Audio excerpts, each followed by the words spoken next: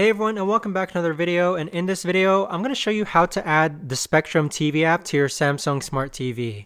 Now, this video is going to be particularly useful for individuals who are looking to watch Spectrum TV shows or movie on their Samsung Smart TV. But how do you actually add the Spectrum TV app?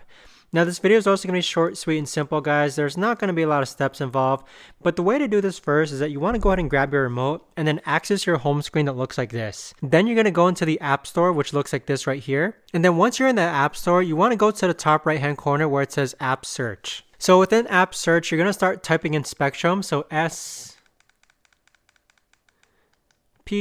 And then as you type, you'll see that the top of row starts to auto-populate with suggested applications. So here we have Spectrum TV auto-populated for us. Go ahead and click on Spectrum TV and then go ahead and install it in your Samsung Smart TV. But that right there, guys, is the best and easiest way that I know of to actually go ahead and add the Spectrum TV app to your Samsung Smart TV.